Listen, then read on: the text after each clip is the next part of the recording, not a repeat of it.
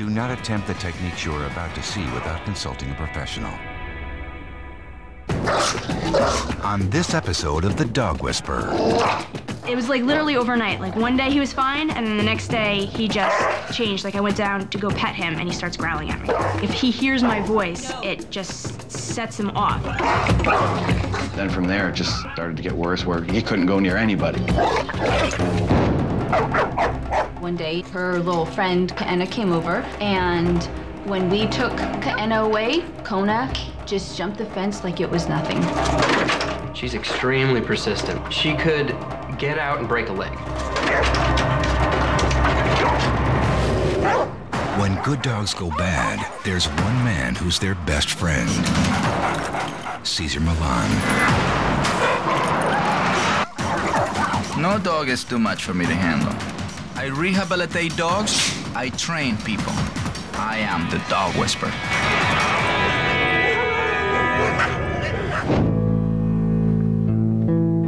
In a musty garage in Newton, New Jersey, a dog named Jake lives in lonely exile. It breaks my heart to see him like this because it's the last thing I would ever want for any animal. He lives in a garage and in a basement, and he doesn't get much social interaction at all with dogs or humans except Jeff. Jeff and Dana Huckle adopted the Australian Shepherd Pit Bull mix 2 years ago. At the time, Jake seemed like the typical friendly puppy, and the couple hoped he would be the first member of a family they were eagerly planning. I don't know, maybe there were signs that we didn't see leading up to everything that made it happen, but it was hard to understand why he got the way he did.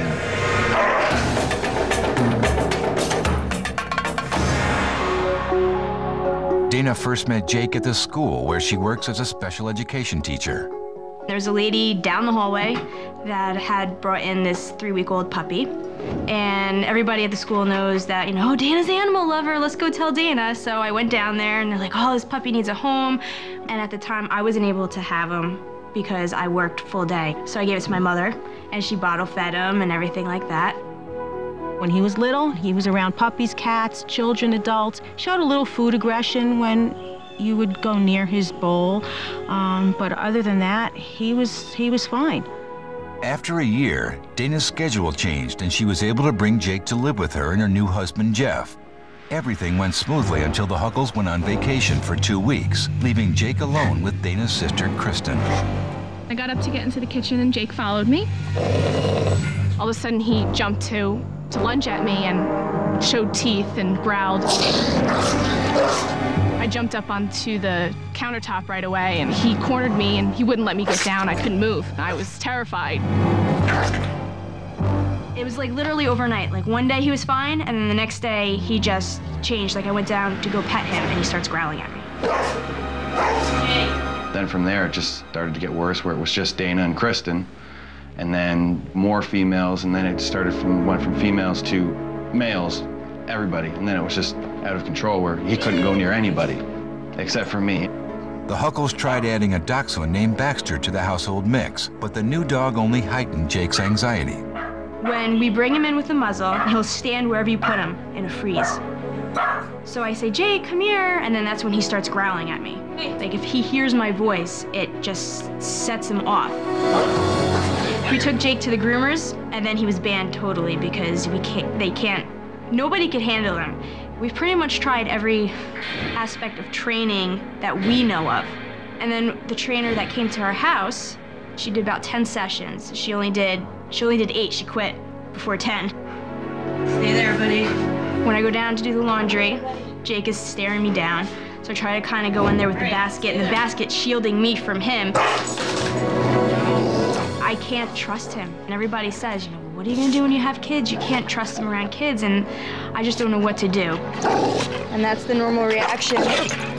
Every time we're outside, I'm not allowed to come near my husband or near him. It's like Dana always says, he's a very expensive goldfish, because that's all she can do is look at him.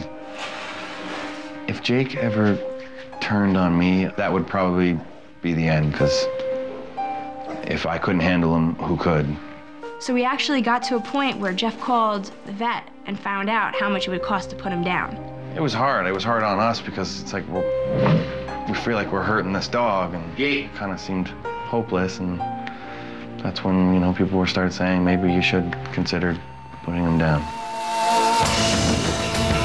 The Huckles wonder if Jake has psychological problems and fear their only choice for him is continued exile or euthanasia. They call in dog behavior expert Cesar Millan as their last hope. With Jake banished to his lonely cell in the garage, the entire family assembles to discuss the case. He can't be around any women, and now it actually moved to men too. And the only one that could go near him is my husband, Jeff. Does he charge you or he bites? He charges. Well, when he's around me now, he has a muzzle on. There's some times where she's outside, we tried to train him in the backyard, and he had the muzzle on, and we were just trying to, you know, walk him around the backyard with her, and he jumped at her, you know, wrapped the legs around her, and he had the muzzle on and went after her outside. Yeah, when I was just trying to walk him in the backyard. That was a full-blown attack. Yeah. What worried me the most at that time was the dog was hugging. That's what they do when they capture the prey and they hold on to it. So you don't want to be a dog owner who is being seen by their own dog as a prey. So what have you done? We had a few trainers. They came to our house, and she gave up halfway through and told us to put him down. I think I felt bad for him, so I would always cuddle him. I'd pet him. I'd give him attention. That's the beauty of women. Yeah. That's how you guys rescue us. Yeah. That's what, though he was when he was a puppy, he was a very cuddly, sweet, loving dog that he would want to, you know, curl up next to you. And he was so young too. Well, He was only he was 3 weeks old. You were nurturing energy from the beginning, excitement, dominance. Right. But you still had to feed him with the little, you know, The bottom. I understand, but that you also so see you're energy. holding him, yeah. You chose to see cuteness, cuddly, sweet. Yeah, because he was so little. That's what I said. You chose to see, you know, instead of see the reality. Right. You know, I'm not saying not to love a dog. I'm just saying do not love excitement, dominance, because then you end up with troubles. Right. It's a cattle dog, right? Yeah. Right. Unfortunately, the human became the target because obviously the humans share weak energy, and then they say, I can go after you. You know, I don't have sheep, I don't have cow to drain my energy. Obviously, you have not fulfilled the need, so regardless of what tool you have used, it's not going to work because you now have become petrified. Yes. Not only that, he's already shown a full-blown attack. Once they grab and they do this thing, that's full-blown attack. That's exactly what he does. It's not just He does that with the soccer ball that he has. Yeah, possessive. Yes. Very possessive. I gotta meet him. You're gonna meet him.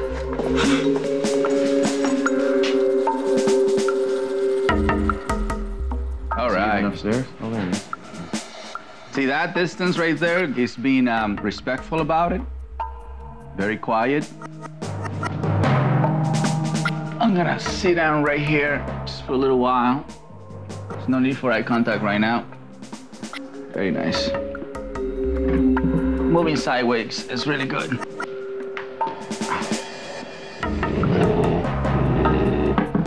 He's insured. Sounds like it's growling, but it's not. It's just a sound. Well, that's how he starts. You know, and then it progresses from there, where he starts showing teeth. As a cattle dog, they're very vocal, and so he is expressing his tension through. So if you don't know how to interpret that, you can take him into the next level, which is really aggression, by panicking or by being fearful. So he's unsure, So it doesn't make any sense for me to keep moving forward because he's not relaxing, You can put the muzzle on if you want. A lot of people feel more comfortable when the dog has a muzzle. If that makes you comfortable, that makes you calm. That's good. That's what makes you powerful. I see, wait. That's why he doesn't like the muzzle. I try to go from behind, and he's still... No. Cookie, can you get a piece of food or anything? The old way that we had muzzled him was, surprise, we're putting it on you. So we changed that experience for him.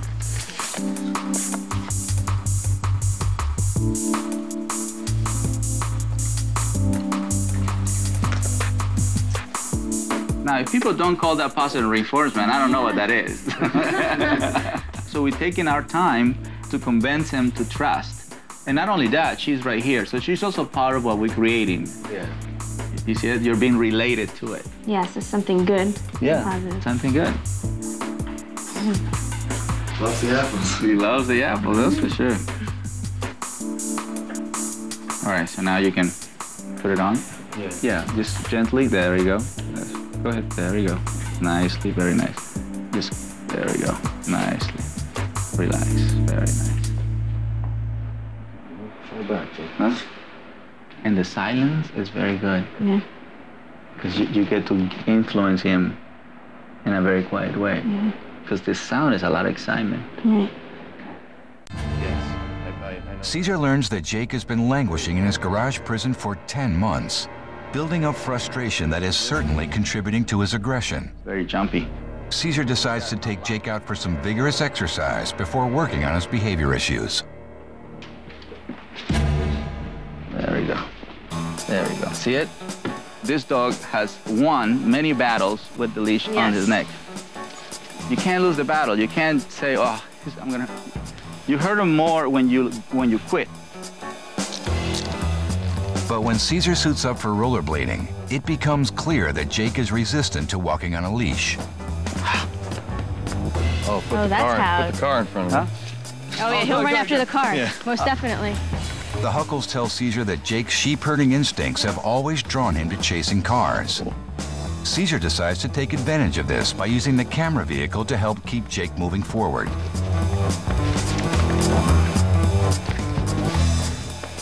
But even with a car to chase, Jake is still suspicious of the leash. Come back. Yeah. More. All right. And go forward. This was not an option to give up on Jake, you know? Professionals, not the owners. Professionals have given up on him. So for him to meet another professional who gives up on him, it would be the worst case scenario for Jake, you know, and to live the worst life ever.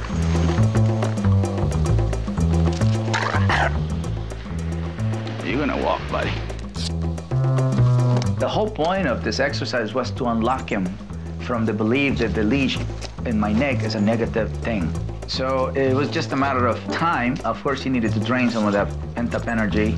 And slowly, I started creating what I want. And that's when Todd came into the picture and said, Todd, stand in the back and you're gonna be a sheep herding dog. Production assistant Todd Henderson, who's been trailing behind, now takes a more hands-on role in the effort to unlock Jake's natural instincts. He walks, no problem. There we go. There we go. There we go. That's it. Go ahead, right there, up. There we go. If he walks, don't touch. Only when we're doing what he does to the sheep. Yeah. Yeah, there we go. Touch. There we go. And then I teach Todd how much intensity, what's the timing, you know, don't overdo it. So I'm just guiding him. Touch. There we go. There we go. See? Who would have known that we were gonna do sheep herding on a sheep herding dog? There we go. This is good. He understood what I wanted after 2-3 times. So we became a perfect team for the benefit of a dog. Now I need the rollerblades again. Go ahead, touch. There we go, touch. And lock him out, that's right. So he sees that these two humans is not to hurt him, it's to make him move forward. And that was the message delivered. Touch. There you go. I'm glad that we have a nice and shape PA guy. Most of the time I use the pack of dogs, but I can also use a pack of humans. I just have to teach them what do I need. Smell his house, that's it, that's his nose, yeah! When he went in the zone, it was just a beautiful experience. I mean, dogs give up really fast, they just let it go. This is what you want? Fine. Yeah, we unlock him, look at him. Caesar was just very positive with Jake. You know, oh, to put the muzzle on, give him the apple, let's run with him, everything. Took his time. He took his time, yes. He took his time until he saw the end result he wanted. Do we have any, like a stick that I can put in front of him? Oh, we do.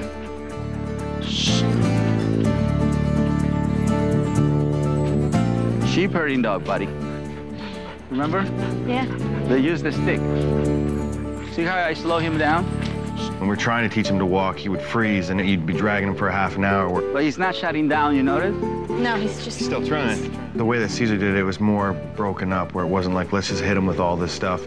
You know, you're stopping, you're taking the time, let him relax, let's go again, and it worked a lot better. Right, he focused on one thing at a time until he accomplished that one thing. He's not afraid of the umbrella, he's just respectful of the umbrella. It's a difference. He's not trying to, you know, he's focused on the walk, which is nice. You know, actually, can you come on that side so you can block him on that side? And we become more like there, two leaders. Here, you hold the leash. It works better. See how we are using him as a tool? Yeah. There you go. And then, come on, you gotta be part. Bring it back, bring it back. Don't let 1 second. There you go, and then relax. That's right.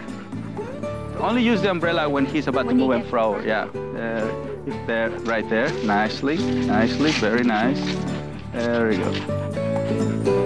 That's a beauty right there. See it? Yeah. You see it? Yeah. That's the beauty. How nice. That's the beauty. Oh, look there at that. we go. You just put it in front of him and he... That's right.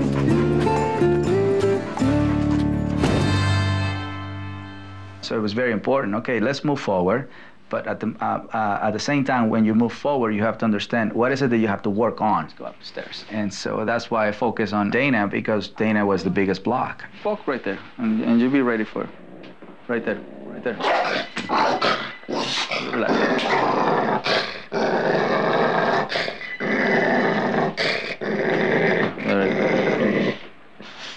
The touch, just to snap him out of it.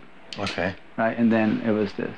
And then you saw he just went, ooh. Yeah, he was backing away. Then let's do it again. Hey.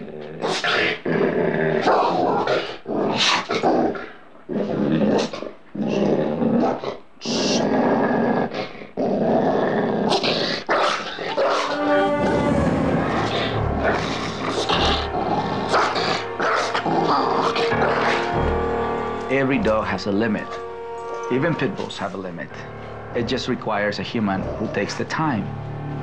You know, it's not about 5 minutes, 10 minutes, 15 minutes. It's as long as it takes. You focus on what you want to create. I'm taking the tail away from between his legs because that creates fear. So I want him to be not surrender.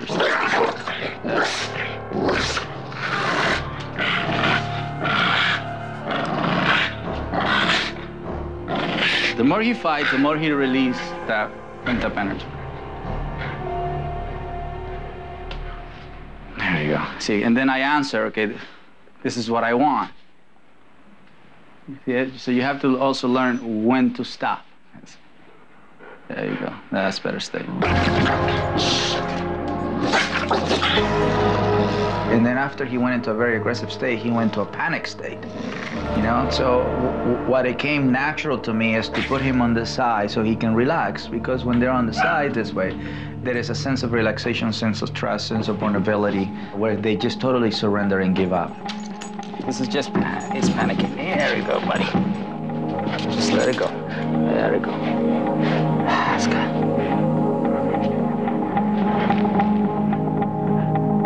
Tail. People that have come in before to help Jake really wasn't helping him. In fact, it made it worse. And we made it worse because we were following their beliefs and techniques. Now, when they ask you to do this behavior, that he went through the same thing? Yes. Yeah. And did you ever accomplish the whole relaxation? Or he always put up a fight? No. He always. All right, so that's what we look. That's what I'm looking for. You know what I mean? Obviously, somebody has done this and not accomplished the whole.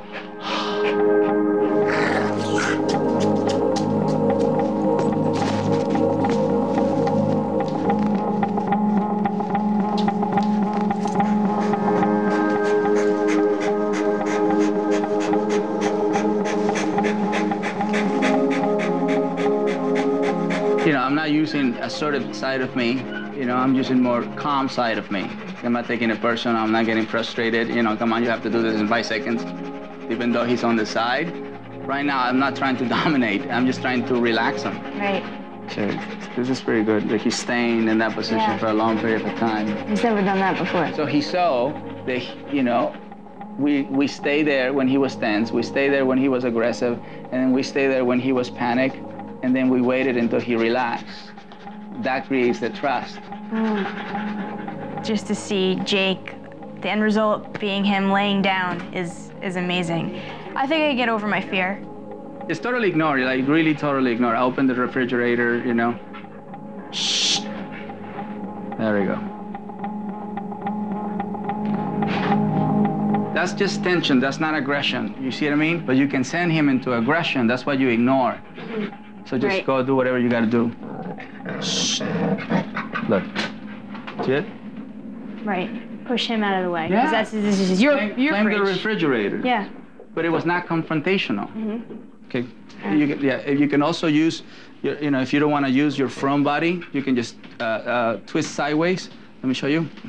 Let me have this space right Yes. here. Like, you can just go. Look, see, he's just being tense, vocalizing it. If he was aggressive, he goes. So he's kind of just saying like, I'm tense about your presence. He's tense more than he's aggressive. So this is what we have to see from him. That when he's doing that, he's not being aggressive. He's just expressing the tension. I just wanted Dana to see that what I was teaching her is real in the dog world as well. So Daddy was just here to support my teaching. and it's amazing when he brought Daddy in here to see how he reacted with Jake, and it was just an easy, oh, no, I'm done with you. You don't have a good energy. I'm gonna go over here to, you know, another dog. And it made sense about me having to want to have kids, but instead I'm using my dogs right now as my babies. And that's the root of the problem. So I need to treat him like a dog, which is what he is. It's a give and take. It's of a sharing leadership, you know, because Jeff has good insight, but Dana does control the house also. You know, she's the pack leader with the human world, but not with the dog world. And that's what Jeff can be, so by us, very helpful, because obviously he has more control with Jake. There you go. Now we brought him into it. Mm-hmm. Just block him, Roach. There we go. And we're asking him to join us. Right. Because it's, you know, look at all these people who are supporting the belief of trust in him. Yes. Yes, I mean, everybody's sharing energy right now, you know? So it really takes a community to raise a child. It takes a community to rehabilitate a dog. My whole team supported the rehabilitation of Jake today. So can he be around a lot of people? Yeah, look at that. He's coming in. He showed I get tense, I get aggressive, I panic, and I also can become submissive. He showed everything. Let him come. In order to rule out medical problems as additional factors in Jake's behavior, Cesar recommends that the Huckles take him to a homeopathic vet for additional testing. But it will also take patience and perseverance on their part to help bring Jake permanently out of exile and into their family. That was better. So any little thing is a lesson. Yeah. Whatever you do. Well, he learned to trust you. Right. Isolating. Keep him isolated. Nobody wins. Learning nothing. Nobody wins. A lot of cases are mislabeled as red zone cases, you know, because a lot of times people don't understand that they're feeding into the wrong energy or they're creating the wrong state of mind. But the true dog lover shows that he does whatever it takes to make a dog balance. That's a true dog lover. I see that there's hope for him. You know, I don't have to think about, oh, what are we gonna do? I'm gonna have to put him down, or he's gonna have to live outside in a pen by himself or a garage. It's like a huge weight off your shoulders just to see that it can be accomplished. Yeah. It's kind of start over like a new day. Yeah. A new day after Cesar is here.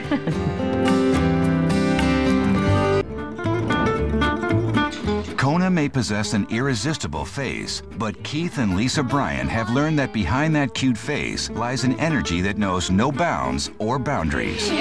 We didn't look at any other breeds. It was a boxer that we wanted. She was adorable as a puppy.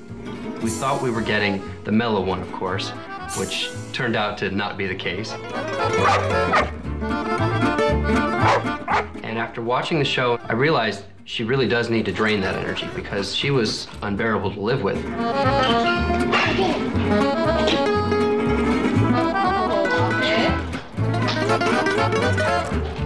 on, let's go. Come on.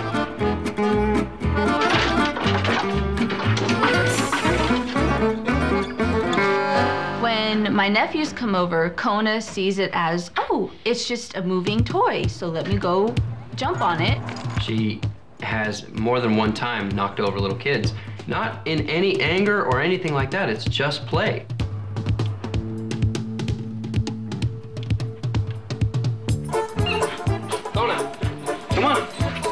We had her in the backyard one day, and her little friend, Kaena, came over. And when we took Kaena away... Hi! Bye! Thanks! Kona just jumped the fence like it was nothing. That's a 6-foot fence. Since then, we haven't been able to leave her in the backyard by herself unless we're at home. She's extremely persistent.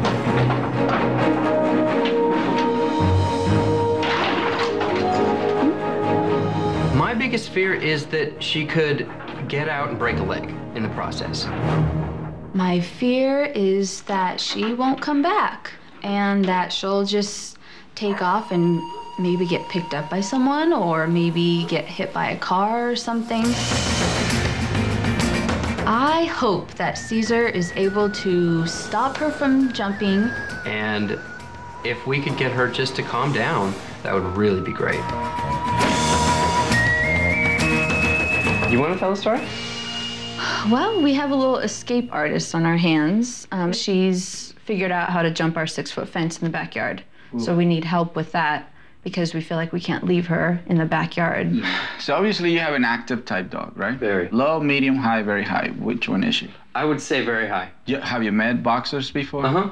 And you've seen different energy in boxers? Uh-huh. Oh, definitely. We have a neighbor that has a boxer that, I mean, it's 10 years old, but it's way lower energy. All right, so what do you do to challenge or redirect the energy?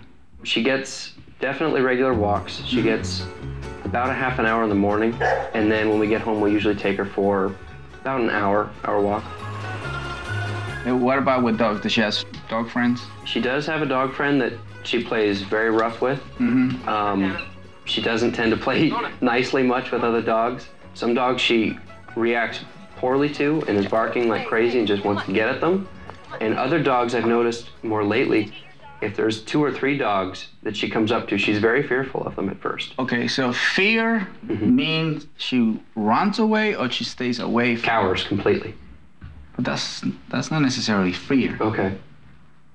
When we say fear, it could be submission. Mm-hmm. You know, so if a dog submits to another dog that has a different energy, it's normal. Mm-hmm.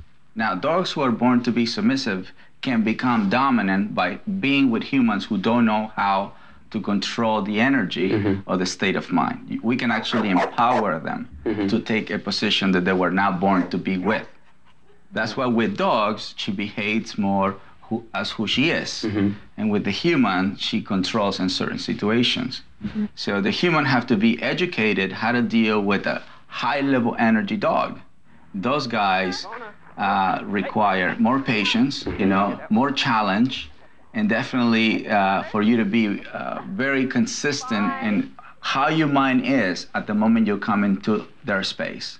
Okay. So if you come with a frustrated mind, anxious mind, and a rush mind, that it plays a signal of weakness from your part. I credit Kona with teaching me patience. Because when we first got her, I was done after a couple weeks because she was so high energy. And after watching your show and reading your book, it's taught me a lot. Lee tends to get her riled up. She likes to play with her. And I think you've had other dogs that you could do that with no problem without Kona getting so high energy because of it. Because when we'd have dogs, we would wrestle with it or... Trying to stop doing that is kind of hard, but... And who was in control of the dogs that you grew up with? My dad. All right, so this is why you can play with it. See, so now Dad, the authority figure, is not around to settle the dog down. But now it's your job to be the authority figure. Right. Right. Nothing wrong playing with a dog and wrestling and doing all that stuff, but you have to play authority figure. Because if you represent excitement, you're not authority figure. Right. Right. Kona's rehabilitation begins with a visit to the scene of her crimes. First, she was going directly right here, and now she's going right here. This is why it's important for a professional to come and assess the situation to see if it's because the dog is really bored or something else. What triggers this reaction?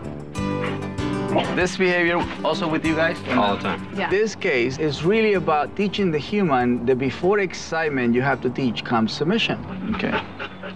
I try to ignore it because that's what I've been told is just to... Sometimes it's okay to ignore the behavior, you know, And sometimes you have to address the behavior. If I choose to walk away, and then I'm given my space. Okay. You understand? So that makes her excited dominant. If it's in a mild level of excitement, just ignoring is very helpful.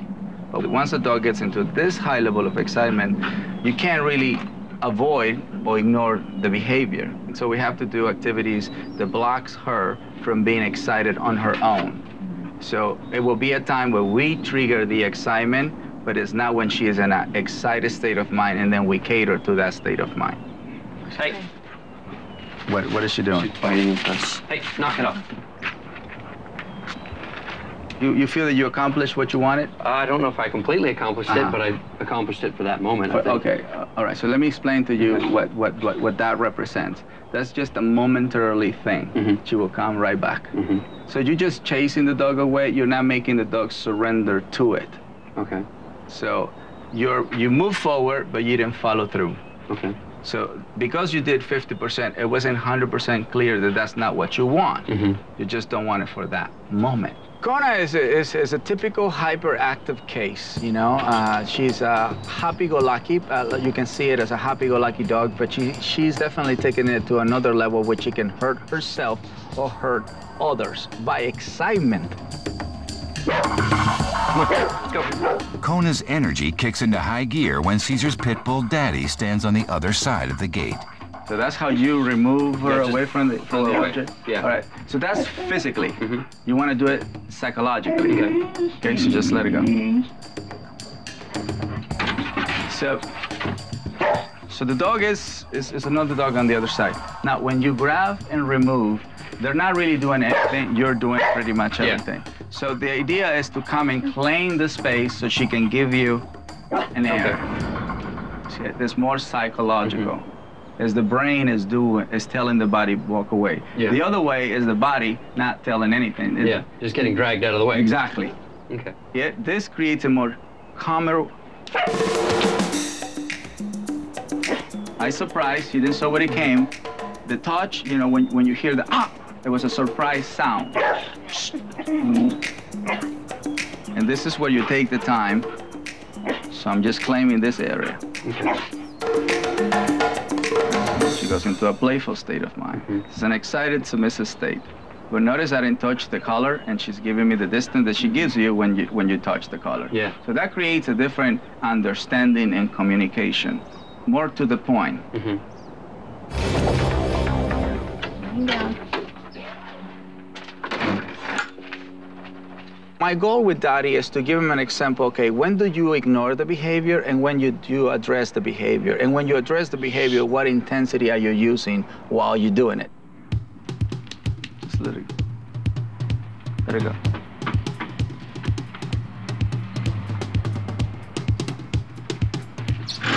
So he is, look, he's ignoring the behavior. I want you to see how. Yeah, he is. See that growl? It's gonna get to a point where, there you go. Now he's gonna face her. Look. See it once it face. There you go. See, that settled her down. He began with ignoring, right? But then he moved to address. I like to teach people from my point of view as a human being and from Daddy's point of view as a dog. There's no words. Yeah. Then see it, the switch. Yeah, she's chill now. Yeah.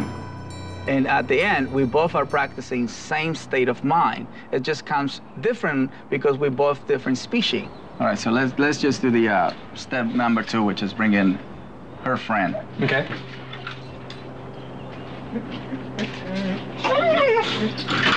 And normally at this point, we would probably just let him go.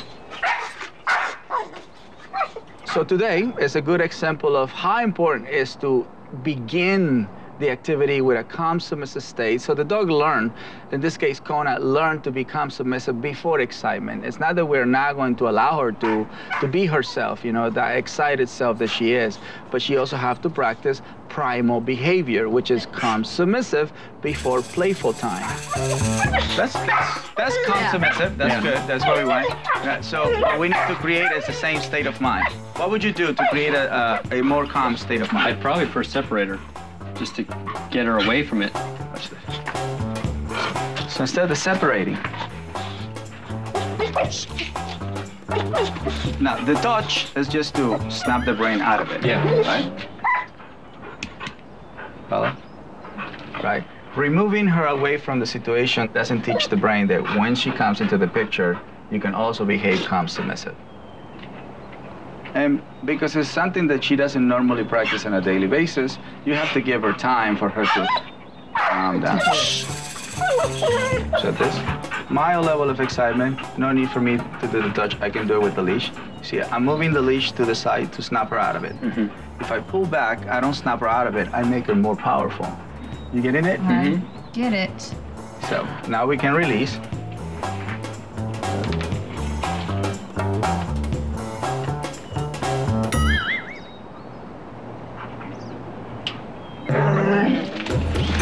Wait, not yet. Bring it back. That's right. That's right. This is an opportunity to control that state of mind. Now you block it from there, okay?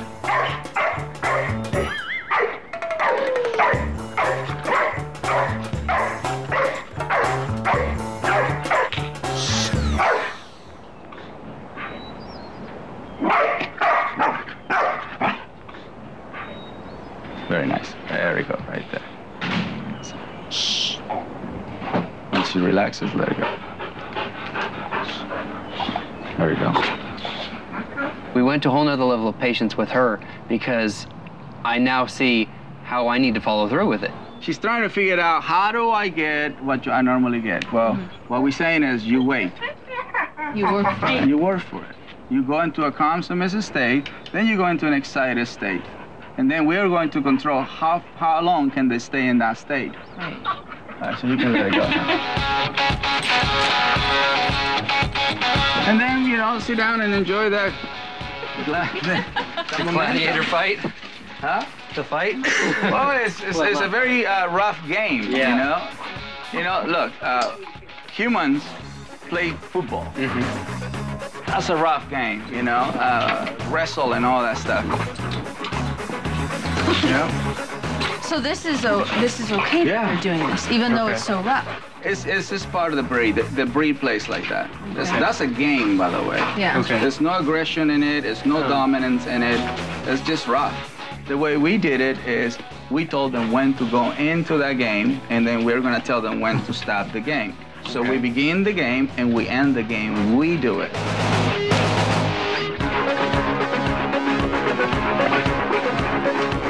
So now I'm going to get in. Okay.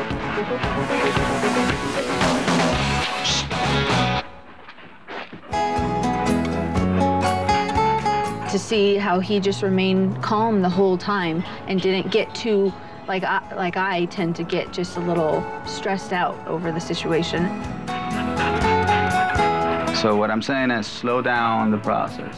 So to see him do that just really emphasized how much I, have to work on. And again, I'm gonna stay there until I accomplish what I'm looking for.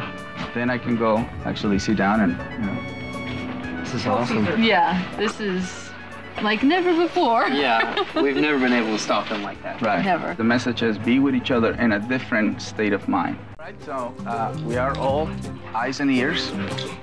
Lisa finds that getting control of an active dog isn't quite as easy as it looks when Caesar does it. Too fast. Look Yeah. how fast she's moving in it. Take your time. I mean, really take your time. Every step you give is relax. You start becoming their speed. So it's not about becoming them. It's them becoming you. Okay. Follow? And then you start holding yourself like this. You're not powerful. This is your power right here. Okay. You're a two-legged species. Nice. That's right. Just walk away. That's it. That's it. Look. In order for a dog to give you an eye contact that you're looking for, you really have to be calm and assertive. That's when they give you 100% eye contact. That's when they are focusing on whatever you want. What do you want me to do next? Sorry, buddy. There you go. And then that's it, you guys walk away. And then you say, that's what I want. And then you just walk away. So that's the conversation that we need to learn to have with dogs when we accomplish a behavior. Lisa is an example of she was allowed to play with a dog, but she was never told to discipline a dog or how to be the authority figure, as we did today with her nephew. All right, buddy, we're ready for you. All right. Caesar believes it's never too early to teach a child how to be a pack leader.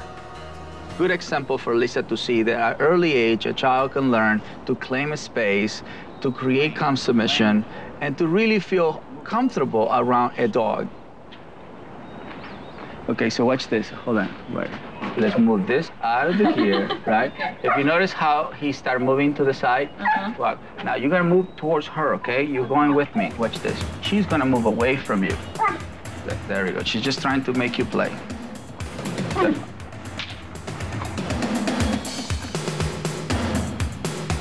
So, every space that she's in, we are gonna claim it. Okay. Okay? It's our space, so watch this. I'm gonna show you how to make it.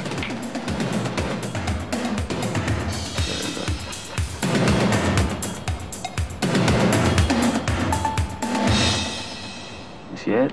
Then once she stops, and then you just walk away. Very proud of yourself. Good job. Today we give alternatives to Lisa and Keith. One is how you behave, the energy that you provide, and really this is the ripple that happens around you. You know, and that's gonna take a little bit of time. We needed to do something that can block Connor right away from escaping out of the house, especially when they're not there. Yeah. So the scat mats are a tool. They serve the purpose of keeping a dog away from a certain area that you don't want them to be in. And here you regulate the sensation that you want. So where nature uses warnings such as burrs, thorns, or nettles to create natural barriers, scat mats use electricity. A battery-powered vinyl mat with wires inside gives a mild static pulse that startles a dog when it touches the mat. Have you ever gone to a chiropractor or some massage where you get those? That's the same. Oh, okay. But the point is, you don't want to be related to it. The key is that you don't want to touch, because they can smell your scent. So my scent is not. So the way we did it, it was very specific, very strategic, and we are not related to it. We want Connor to believe that that fence can no longer be jumped over. This is how we're going to save her life, and this is how we're going to keep this family with no headaches, so they can leave their house and not feel, oh my God, she's going to jump the fence again. All of this information that we got today, we could start applying now and live a happy life with Kona. Yeah. Exactly, and be able to breathe easy if we leave her behind there. That's very stress relieving, you could say. Thank you, guys. Appreciate it. Thank you very much. Thanks for having me in your house. See you later. Keep me posted. Yeah. It always fills me with happiness when I see people who are truly committed to improving the relationship with their dog. Dana and Jeff report that Jake is improving every day. Hey Caesar, it's Dana and Jeff. Giving an update on Jake. He's doing well. I'm gonna go walking with Baxter every night. He's adjusting well to the new prescription that you have prescribed. So he's doing much better. I can walk around him and he's not growling at me or trying to attack me, so it's good. We also receive a positive report from Keith and Lee about Kona. So it's been a couple weeks now since Caesar's been here, and I'm happy to say that Kona has not once even tried to jump the fence, which is terrific. She's so much more mellow, so much more easy to deal with. So we just want to say thank you so very much, and we look forward to spending our lives with her and just enjoying it. If you can transform your energy, you can become the balanced pack leader your dog needs.